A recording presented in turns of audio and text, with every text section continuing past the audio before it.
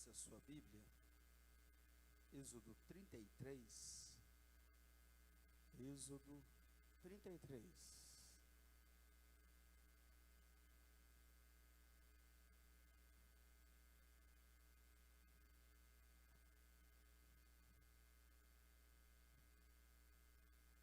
Êxodo 33, verso 7.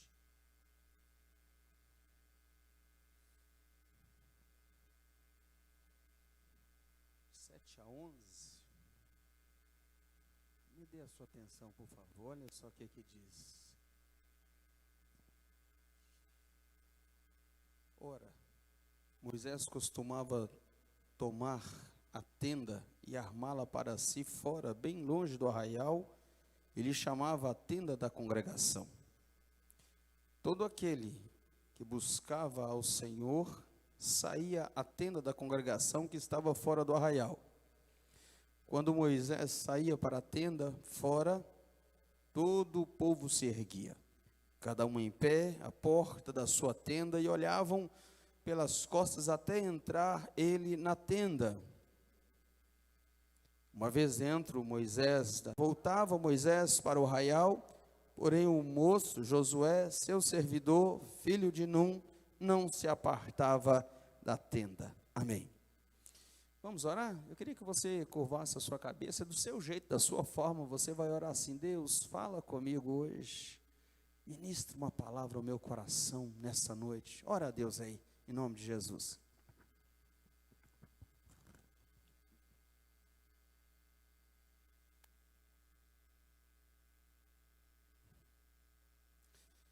Senhor, fala conosco, ministre com graça nesta noite, que a tua palavra flua com liberdade, operando gloriosamente no lugar mais profundo de cada um aqui. A única coisa que importa agora é ouvir a tua voz. Nós já o adoramos, nós estamos prontos para receber aquilo que o Senhor preparou para nós, em nome de Jesus. Amém e amém. Esse texto é claro, né? Inteligível. Talvez alguns detalhes possam esclarecer um pouco. Por exemplo, o tabernáculo ainda está em construção, mas não havia ainda sido construído. Nós bem sabemos, se não sabemos, vamos tomar ciência agora, que o tabernáculo, a ordem de Deus é que ele ficasse no centro do arraial, e todas as tendas, todo o povo de Deus em volta da tenda da congregação, que é onde ficava o tabernáculo, né? Que era o lugar de Deus ali. Mas até aqui não havia sido ainda construído, e o fato é que Moisés, ele tinha um lugar todo especial para falar com Deus. E vamos só lembrar de um detalhe aqui nessa passagem, é que se você voltar a sua Bíblia aí, você vai ver no capítulo 32, que Moisés desce do monte, do Sinai, porque Deus tinha falado para ele: desce, porque o povo já desviou. E eles construíram, né, o bezerro de ouro. Capítulo 32 vai falar só sobre isso. E Deus exerce juízo sobre os infiéis, a partir do verso 11 aí, verso 25, Deus manda matar os idólatras. E é isso que aconteceu, né? Todos que foram atrás daquele bezerro, todos foram mortos. E naquela ocasião, dos infiéis, só a tribo de Levi permaneceu fiel. E após esse evento, eu fico a pensar na cabeça de um líder. Então, vamos pensar que Moisés era um pastor, e de repente, quando ele olha para todo o seu rebanho, parte desse rebanho se desvia, e ele então, como o homem que é boca de Deus, se vê então na autoridade, na responsabilidade de exercer o juízo sobre esse povo que são as suas ovelhas. Então imagine o coração de Moisés, a mente desse líder, como é que estava. E ele então, capítulo 33, ele sai para o seu lugar. Ele armava a sua tenda, e isso pelo texto, né, era rotineiro, era um lugar afastado, porém à vista ainda do povo, mas rotineiramente ele fazia isso, e havia toda uma dinâmica. Quando ele chegava, armava a tenda. Então diz aqui que a coluna de nuvem descia, a coluna de fumaça descia, e quando descia, todo o povo sabia que Deus havia descido para falar com Moisés, para conversar com Moisés. O povo sabia que naquele exato momento Deus estava ali naquele lugar a sós com Moisés, e por isso cada um na sua tenda começava a adorar a Deus, começava a louvar o nome do Senhor. Eles não podiam ir lá, não tinham tamanha liberdade, mas a Bíblia diz acerca de Moisés, corrigindo, Deus fala acerca de Moisés, e a Bíblia diz assim: falava o Senhor, verso 11, a Moisés face a face. E a Bíblia exemplifica, como qualquer fala ao seu amigo.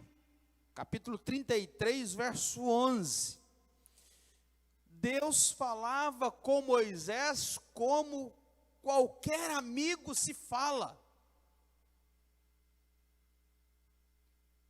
Essa é a classificação que a Bíblia dá a Moisés em relação a Deus.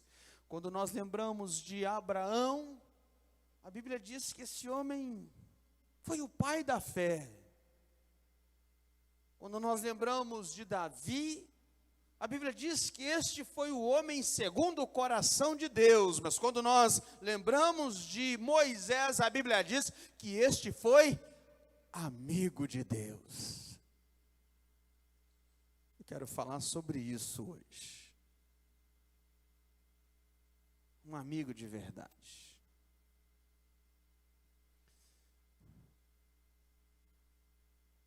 Pensando nesta palavra hoje, eu comecei a indagar, né? Para que servem os amigos? Para que servem os amigos? Não são aqueles que você tem no Facebook, sabe? Aqueles, um dia desse, eu não sei o que aconteceu, alguém me mandou uma solicitação de amizade, algo muito atrasado também, que eu não olho muito Facebook, mas eu fui aceitar, e quando eu aceitei, aí veio a mensagem assim: fulano não pode mais aceitar, porque ele já tem mais de 5.000 amigos. 5.000 amigos. Para que servem os amigos? Não esse do Facebook, né? Amigos. Dizem que amigos a gente conta no dedo assim, né?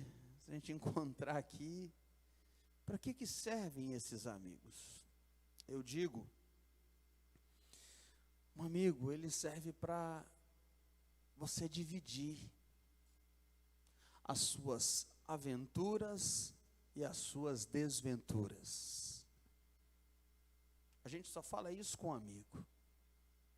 A gente só tem coragem de falar isso para um amigo. Por quê? Porque nós sabemos que um amigo de verdade, ele vai ouvir, sem julgar, e se necessário for, ainda vai corrigir. A gente precisa de um amigo porque a gente precisa dividir. Para que mais a gente precisa de um amigo? Porque nós somos humanos. Gente, carne. A gente precisa de gente como a gente. A gente precisa de alguém que sente na frente da casa, no sofá da sala, na cozinha, e comece a conversar, ainda que seja aquelas besteiras da vida, aquelas piadas boas, Aqui para nós, né, querido? Não dá para fazer um diálogo com o pai e contar uma piada, né? Não tem jeito, ele é o eterno Deus Todo-Poderoso, né? Mas como que a gente precisa de um amigo para rir de uma bobeira do passado, de um evento, né, interessante, engraçado? A gente precisa, porque a gente precisa de gente como a gente. Para que isso? Por que isso? Porque essa é a nossa estrutura. Nós somos humanos, a gente precisa de amigos. E o curioso é que os amigos de verdade sempre nos socorrem. Às vezes você está assim numa situação difícil, adversa, você não falou nada, mas um amigo consegue fazer boas leituras. Um amigo sabe quando você está sentindo dor. Um amigo sabe quando você está em apuros. Porque a amizade, ela pressupõe laços, ela pressupõe vínculos. E eu quero dizer a você nessa noite, você precisa de um amigo de verdade. Vamos fazer um exercício? Dá para você trazer à sua memória o nome de pelo menos dois amigos, pelo menos, que você possa compartilhar, né? Eu tenho um amigo de verdade. Vai chegar na minha casa essa semana, né, um sujeito que me ajudou muito, também tive a oportunidade de ajudá-lo, né? Mas como é bom ter amigos, como é bom. Moisés foi um privilegiado. A Bíblia diz que Moisés, além de ter um sogro muito sábio, um irmão parceiraço, Moisés tinha Deus que o considerava como amigo. Moisés tinha Deus que o via como amigo íntimo. Deus não falava daquela forma com ninguém. Ninguém teve esse privilégio de face a face falar com o Senhor, olhar nos olhos com tanta veracidade, melhor dizendo, com tanta profundidade, com tanta inteireza de emoção, né? Ali face a face. E segundo os relatos, não era 2 minutos, 5 minutos, era parte de um dia inteiro ali, numa conversa entre 2 amigos. Eu fico a me perguntar assim, o que Moisés falava para Deus e o que Deus compartilhava com Moisés. Eu sinceramente não sei, mas de uma coisa tenho certeza, tudo que era compartilhado era algo profundo.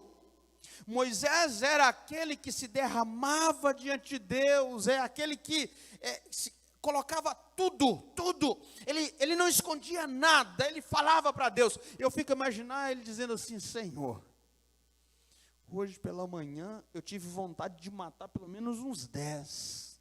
Ele, né, falando aquilo que se fala só para um amigo.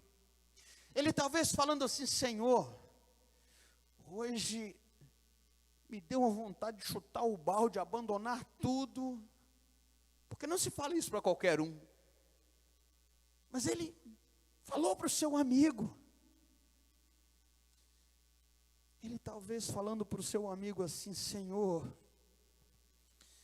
eu me lembro dos dias em que eu vivi no palácio, tantos foram os anos, as oportunidades que eu tive, o luxo. Compartilhando essas coisas, porque a gente fala isso é para amigo.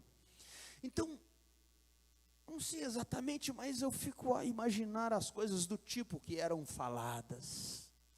E Deus, como um amigo verdadeiro, recebendo aquilo, ouvindo aquilo. E de alguma forma, né, Moisés se sentia tão à vontade, Moisés se sentia tão solto.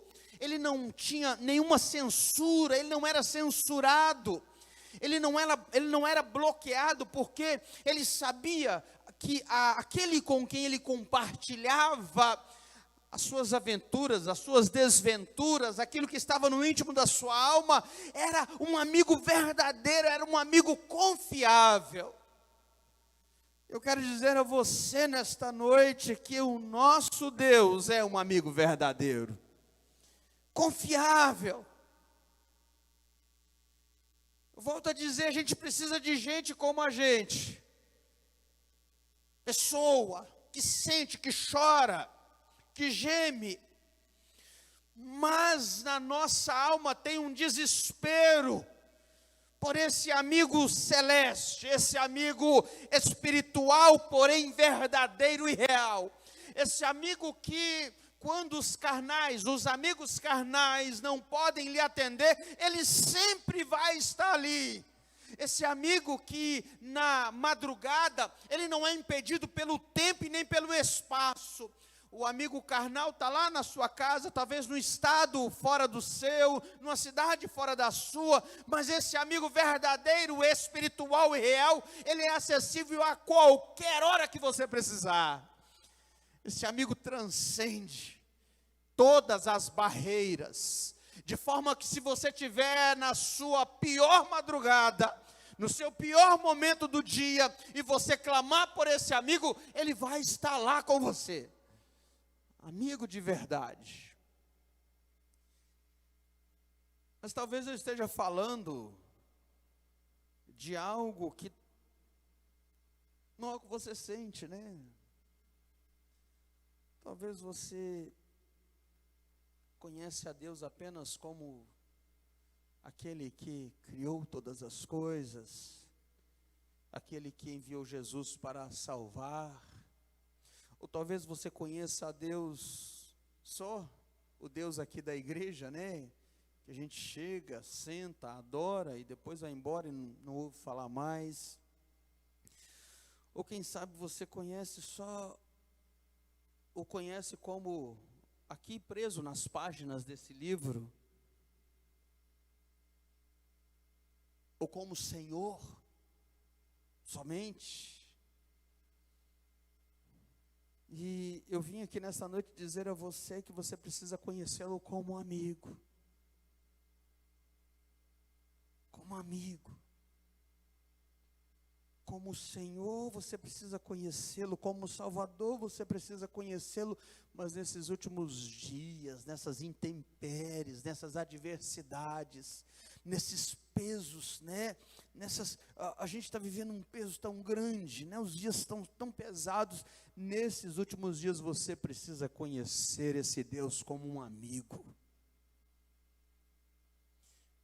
Primeiro, para que você possa conhecê-lo como amigo, você precisa em primeiro lugar estar na mesma direção que ele. Na mesma direção. Volta a sua Bíblia para Êxodo 20, por favor. Êxodo capítulo 20. Melhor, Êxodo capítulo 4, me perdoe. Volte aí, capítulo 4, verso 14. A Bíblia diz assim: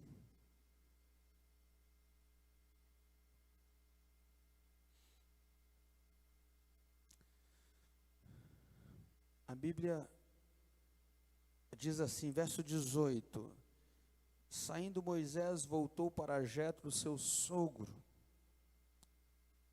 e lhe disse, Moisés disse para o sogro, né, deixa-me ir, voltar aos meus irmãos que estão no Egito para ver se ainda vivem. Disse-lhe Jetro, vai-te em paz. Verso 20 ainda, diz assim, tomou, pois, Moisés a sua mulher e seus filhos e fê-los montar num jumento e voltou para a terra do Egito. Moisés levava na mão o bordão de Deus. Então, para a gente entender que direção era essa, a gente precisa entender o que antecedeu. Moisés, o homem que foi tirado das águas, né, a criança que foi tirada das águas, criada no palácio para ser talvez um sucessor, um faraó, ou o auxiliar primário, principal do grande faraó. E então, criado no palácio, educado no palácio, ele era douto nas ciências mais modernas daquela época, mas ele entende, ele compreende quem ele era, e quando ele percebe que não é egípcio, mas é judeu, vê seus irmãos sofrendo, ele acaba matando um egípcio por conta disso, e aí então, por causa desse homicídio, por causa desse crime, ele foge do Egito e vai para Midian. Chegando em Midian, ele queria ficar lá. Passou por lá 40 anos no deserto, pastoreando ovelhas, e ele queria ficar lá. A sua direção era aquela. O seu lugar, pensava ele, era aquele. Ele abriu mão do palácio, abriu mão de tudo, porque ele queria estar no deserto, ele queria viver no deserto, essa era a sua direção, até que um dia muito especial, ele sai para apacentar, e ele vê então algo diferente, né? Havia um arbusto, uma sarça, que ela pegava fogo, mas ela não estava sendo consumida por aquele fogo. Ele então acha aquilo diferente, acha estranho, e quando ele se aproxima, ele ouve uma voz: tire a sandália dos seus pés, porque esse lugar em que você está pisando é terra santa. E ele então tira as suas sandálias, e então Deus começa a falar com ele, Deus começa a ministrar a ele, Deus começa a dizer a ele: eu vim até você porque eu ouvi o gemido do meu povo, e o clamor daquele povo subiu até mim, então você vai fazer o caminho inverso. A direção que eu tenho para você é: volte para o Egito, porque você vai libertar o meu povo. A direção era inversa, e ele relutou muito: Senhor, eu não posso.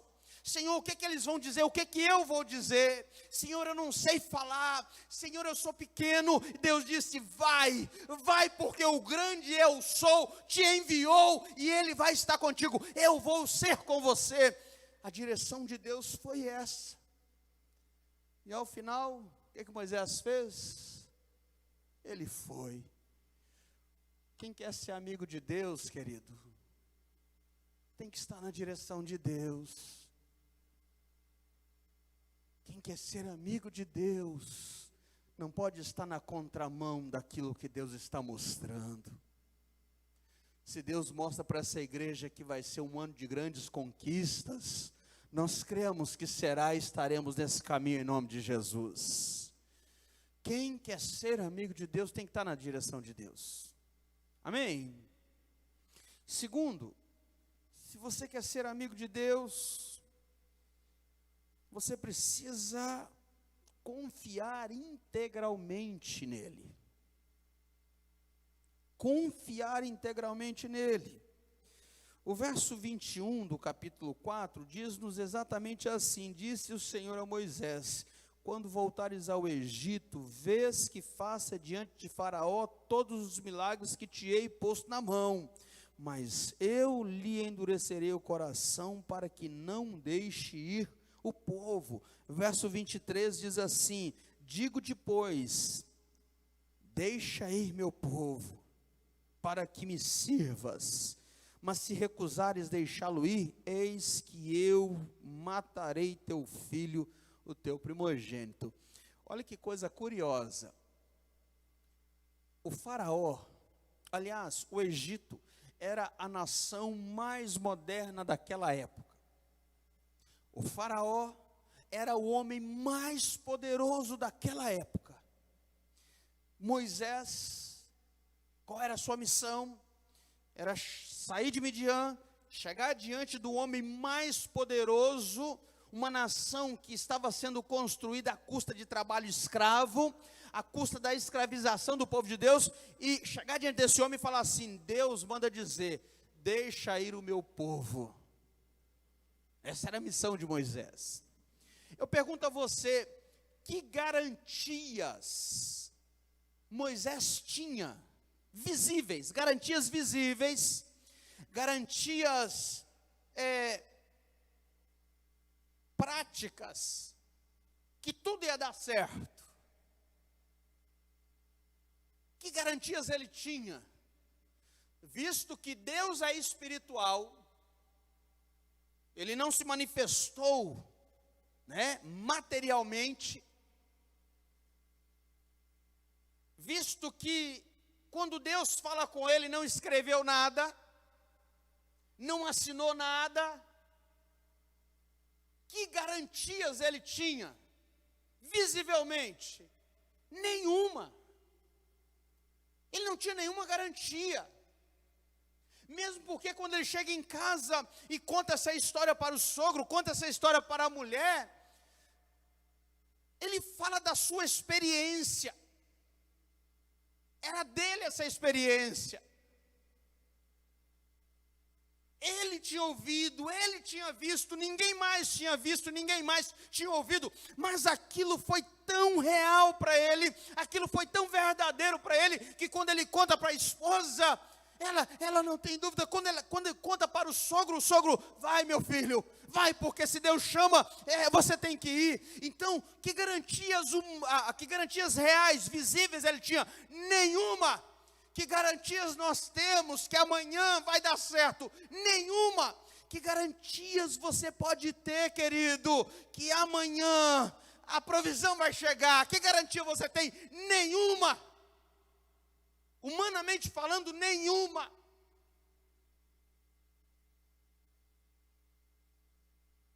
Mas por que ainda assim a gente vai? Por que Moisés foi? Simples. Porque ele confiou no Senhor. Ele confiou na palavra do Senhor. Quer ser amigo de Deus? Confie integralmente no Senhor, querido. Confia nele. Quer ser amigo de Deus? Não cai nessa besteira de o tempo inteiro fazer prova, não. Cai nessa besteira, não. Confia. Se Deus falou, Ele cumprirá, porque Ele não deixará nenhuma de suas palavras caiam por terra. Confia no Senhor. Se você quer ser amigo de Deus, querido, pode prosseguir, pode ir, porque aquele que fez a promessa é fiel em cumprir cada uma delas. Confie integralmente no Senhor. Se Deus falou que vai te ajudar, querido, fica tranquilo, Ele vai te ajudar. Se Deus falou que Ele vai conduzir, te orientar, se Deus falou que Ele vai sustentar, fica tranquilo, Ele vai cumprir isso, porque Ele não é Deus que mente. Ele não é como nós. Confie no Senhor. E por último, não menos importante, quer ser amigo de Deus? Estabeleça com Ele uma aliança. Uma aliança. Talvez você já até tenha uma aliança com Ele, mas uma aliança entre servo e Senhor. Você tem uma aliança com Ele, onde você o serve, e Ele é o seu Senhor. Ou talvez uma aliança onde Ele é apenas o seu Salvador. Quem é Deus para você? Ele é aquele que salvou a minha vida. Aquele que enviou Jesus, e eu estava andando a passos largos para o inferno, mas Ele salvou a minha vida, e eu tenho uma aliança de salvação com Ele. Quer ser amigo de Deus? Então faça uma aliança de amizade com Ele em nome de Jesus. Uma aliança de amizade. E verso 24 a 26, todos os teólogos são unânimes em dizer que esse é um texto assim não muito fácil para interpretação. Mas vamos lá. Estando Moisés no caminho, numa estalagem, encontrou o Senhor e quis matar. Qual a dificuldade? Não sabemos ao certo se Deus queria matar Moisés ou se queria matar seu filho Gerson, como sugere alguns teólogos. Então Zípora, verso 25, tomou uma pedra aguda, cortou o prepúcio, aqui é a circuncisão, Até então Gerson não havia sido circuncidado, então ela fez a circuncisão, né? Lançou os pés de Moisés e lhe disse: sem dúvida tu és para mim esposo sanguinário. Verso 26, assim o Senhor o deixou. Ela disse esposo sanguinário por causa da circuncisão. O detalhe que eu quero trazer aqui para a nossa meditação é que Deus queria matar, não sabemos se o filho ou se o pai, Moisés, mas o fato é que depois da circuncisão, Deus já desistiu, havia desistido disso. E quando nós falamos, o importante aqui é que o que está em voga, o que está no centro é a circuncisão. Circuncisão tem a ver com aliança. A circuncisão é a marca da aliança. A circuncisão é o selo da aliança. No caso de Israel, a circuncisão era feita no prepúcio do menino. No caso da igreja hoje, essa circuncisão, ela tem como o correlato o batismo, aonde nós então somos trazidos para que recebamos esse selo, esse sinal de que nós temos uma aliança com Deus eterno. Nós trazemos os nossos filhos para receberem essa aliança, ou quando aceitamos a Cristo na vida adulta, nós recebemos essa aliança. Mas o fato é que se nós queremos ser amigos de Deus, nós temos que estabelecer com Ele essa aliança de amizade. Onde a gente sai daqui e de repente temos que tomar uma importante decisão e a gente não sabe o que fazer, a gente se lembra: deixa eu consultar o meu amigo, deixa eu falar com o meu amigo, vamos ver o que ele pensa disso. Ou então você acorda pela manhã,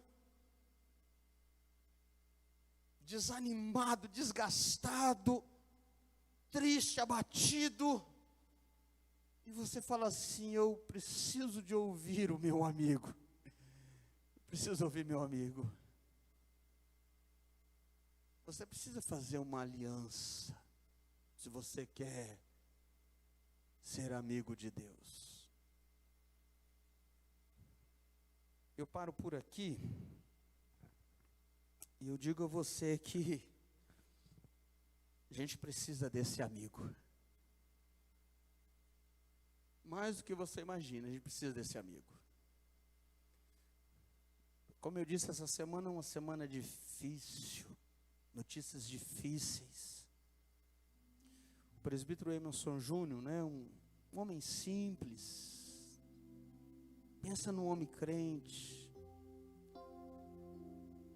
Ontem ele me mandou umas mensagens, eu falei para ele assim: meu irmão, você precisa cuidar da sua saúde. Cuida da sua saúde. Hoje eu mandei algumas mensagens para ele falando assim: Deus vai prover. Deus vai prover, né? Mas eu percebi como que eu fiquei assim. A Regina também não está bem de saúde. Como que aquilo dá uma baqueada na gente. Na terça-feira, queridos, 9 horas da noite, às 21 horas, eu estava no cemitério fazendo um ofício fúnebre.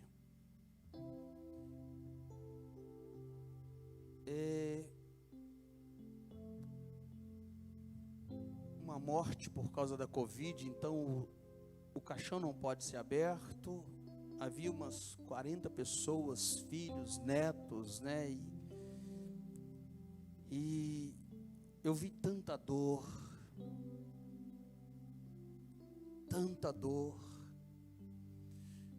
e é óbvio, não tem como eu não pensar na minha mãe. Tanta dor. E eu comecei a pregar a palavra, comecei a ministrar a palavra, mas eu já não desci mais o mesmo ali daquele cemitério. Aí hoje, quando eu recebi a notícia do infarto, eu sou como você, né? A gente de vez em quando e eu cheguei à conclusão que é só esse amigo para colocar gente para frente, para nos ajudar a prosseguir. Eu cheguei à conclusão que é só esse amigo para ouvir da gente, para ouvir de mim o que vocês não estão preparados para ouvir. E eu já falei com ele. Eu quero dizer a você nesta noite que Deus quer ser seu amigo. Deus quer andar com você. Deus quer mais do que salvar a sua vida. Ele quer ser aquele que dia a dia recebe você na presença dele e fala com você. Eu quero dizer a você nesta noite que só esse amigo para alcançar esse lugar quebrado, ferido, só esse amigo para trazer o ânimo de volta, para trazer a esperança de volta, só esse amigo para fazer uma obra sobrenatural, e esse amigo está aqui nessa noite. Ele veio aqui, ele está aqui. Então nesta noite, se você que já tem uma aliança de salvação com ele, uma aliança de servidão com ele, nesta noite eu convido você a fazer essa aliança de amizade com ele. Convido você a abrir esse coração seu e clamá-lo como um amigo faz, com intimidade, com verdade. É o que vamos fazer agora. Nós vamos clamar e vamos chamá-lo de amigo, meu amigo. Se você puder, ponha-se de joelho aí. Quem estiver ouvindo aí em casa, em qualquer outro lugar, se puder, vamos clamar agora como amigo, né? Chama ele de amigo, fiel, verdadeiro. Se você puder aí, do seu jeitinho, do jeito que você souber, comece a clamá-lo como seu amigo, como aquele que está aqui, conhece, não tem nada que você possa esconder dele, mas ele não está aqui para te acusar, não está aqui para apontar o dedo para você, ele está aqui simplesmente para receber você, para compreender você, para curar você, para perdoar você, para dizer para você: não tenha medo, porque sou eu quem te ajudo, sou eu quem te sustento, sou eu quem te guio com a minha destra fiel. Esse amigo está aqui hoje para ouvir o que você tem para dizer. Então comece a falar com o seu amigo aí. Ele é real, verdadeiro, santo, eterno, soberano. Não tenha nada que tenhamos feito que assuste esse amigo, porque ele já sabe de tudo. Então diga para ele aquilo que você precisa dizer nesta noite. Aleluia, Deus.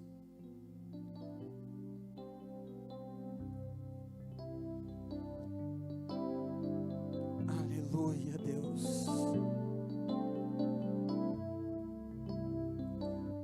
Aleluia, Deus.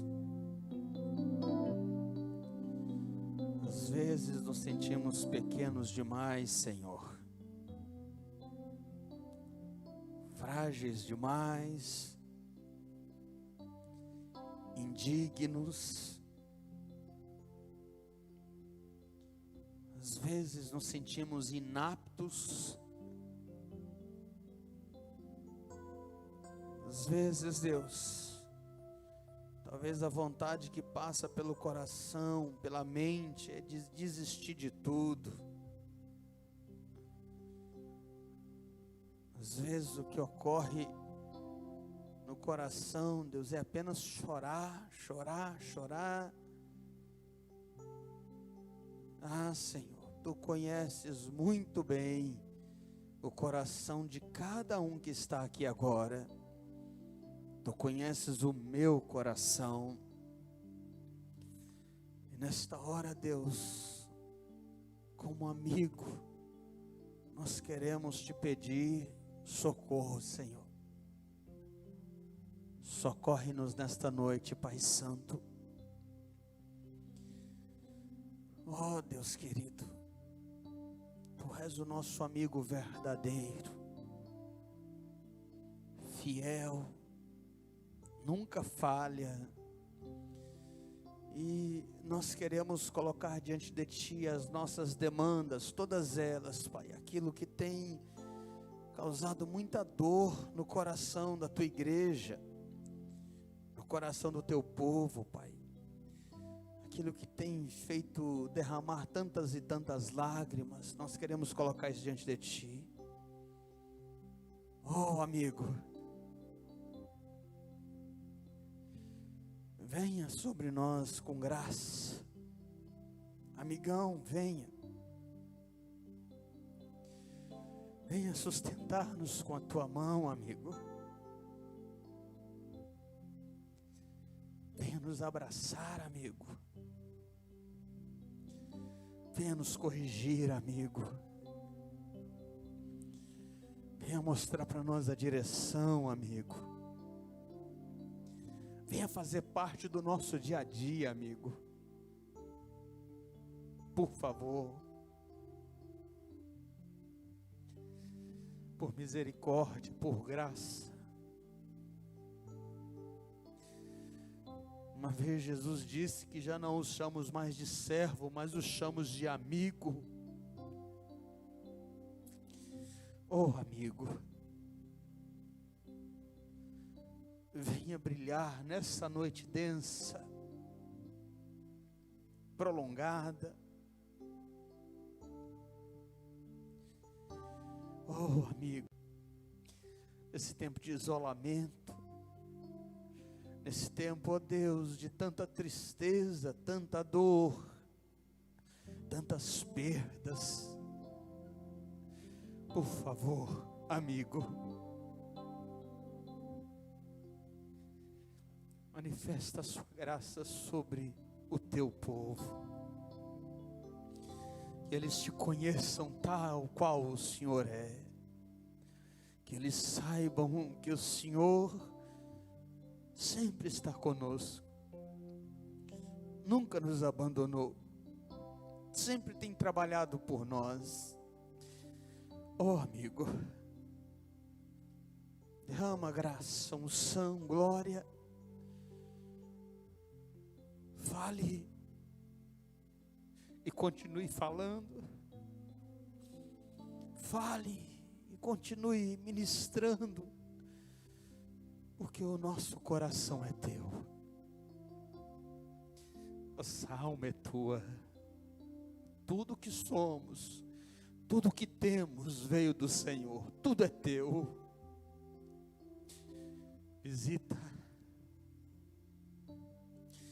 Visita o presbítero Emerson Júnior agora, Senhor. Visita a Regina agora, Senhor.